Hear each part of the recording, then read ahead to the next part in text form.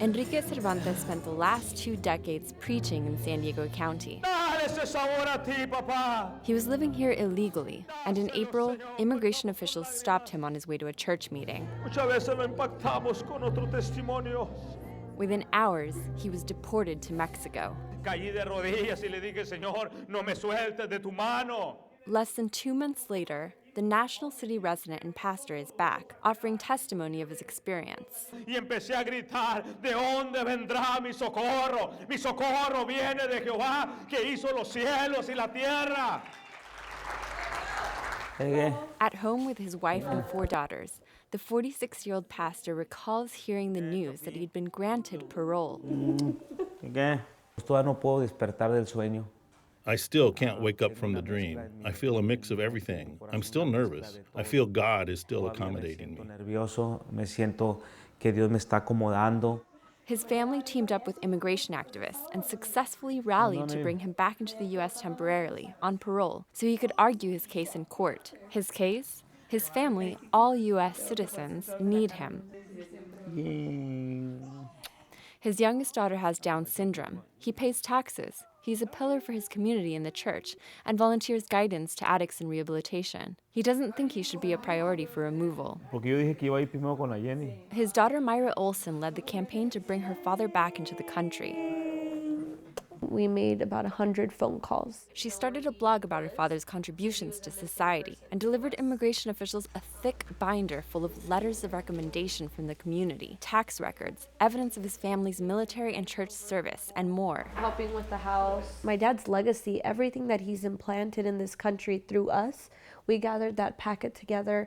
We gathered about 100 letters within a week. Este es un permiso por un año, por mientras. Immigration officials gave Cervantes temporary permission to re-enter the U.S. for the purpose of removal proceedings.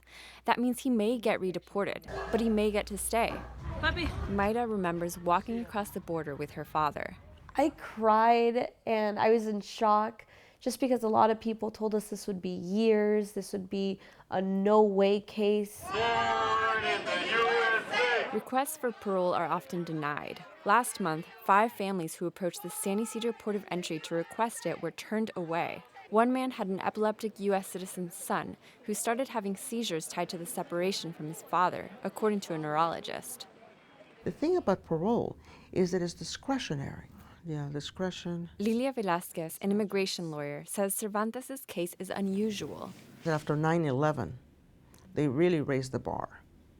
And they were very careful. So, for example, people had immigration violations or committed a crime, even though it was not a felony. The government would say, you know what? We don't want you in the U.S. Over the past 6 years, deportations of criminals are up 80%. The Obama administration has been prioritizing the removal of immigrants with criminal convictions and prior immigration violations. Felons, not families. This isn't the first time Cervantes has been deported. When he was in his early 20s, he was using alcohol and other substances. He was convicted of a misdemeanor and was deported. That's when he decided to change his life. I started feeling the need to help drug addicts and alcoholics because that's what I was. Recent Homeland Security memos advise immigration officials to exercise prosecutorial discretion. This means that although officials have the legal right to deport certain people, they don't have to. The Cervantes family plans to ask for this. Customs and Border Protection and Immigration and Customs Enforcement declined to comment on this case. Cervantes' wife, Marisol, says she's grateful for the opportunity to fight for her husband in court. Hallelujah. Dios es bueno, hermano. The first thing we did, we walked. We walked for a long, long time, just me and him, and just I was telling him, just breathe. You're here.